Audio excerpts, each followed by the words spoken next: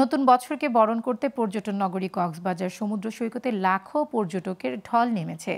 পর্যটকদের ভ্রমণ ও নিরাপত্তা নিশ্চিতে প্রয়োজনীয় ব্যবস্থা গ্রহণ করছে জেলা প্রশাসন, পুলিশ ও ট্যুরিস্ট পুলিশ। তবে 31st নাইটকে ঘিরে এবার সৈকতে উন্মুক্ত কোনো অনুষ্ঠান থাকছে না বলে জানিয়েছেন জেলা প্রশাসক। কক্সবাজার থেকে রহিদুল কবিরের তথ্য ও চিত্রের ডেস্ক রিপোর্ট। 31st নাইটকে ঘিরে বিশ্বের দীর্ঘতম সমুদ্র সৈকত কক্সবাজার পর্যটকের মিলন মেলায় পরিণত হয়েছে।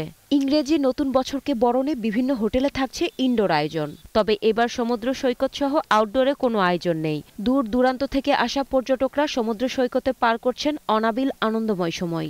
রাতে আসলে আলাদা কোনো বিনোদনের একটা স্থান হয় বা বিনোদনের মতো যে সুযোগ থাকে, নিঃসন্দেহে এটা পর্যটকদের জন্য আলাদা একটা প্রাপ্তি। অন্যান্য বছরের চেয়েও বেশি চাপ, খুবই মজা হচ্ছে।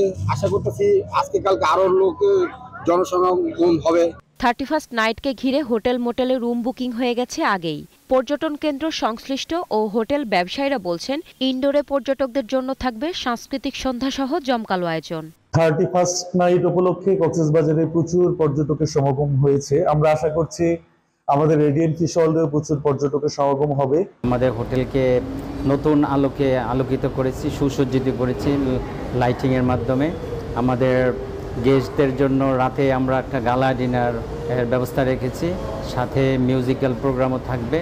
এদিকে কক্সবাজার জেলা প্রশাসন ও পুলিশ বিভাগ জানায়, পর্যটকদের নিরাপত্তা ও ভ্রমণ নিশ্চিত করতে তৎপর আছে তারা। পাশাপাশি অপ্রীতিকর ঘটনা এড়াতে 31st নাইটে উন্মুক্ত স্থানে কোনো ধরনের সাংস্কৃতিক অনুষ্ঠান, আতশবাজি, ফানুস উড়ানো ও বিস্ফোরক দ্রব্য ব্যবহার করা যাবে না।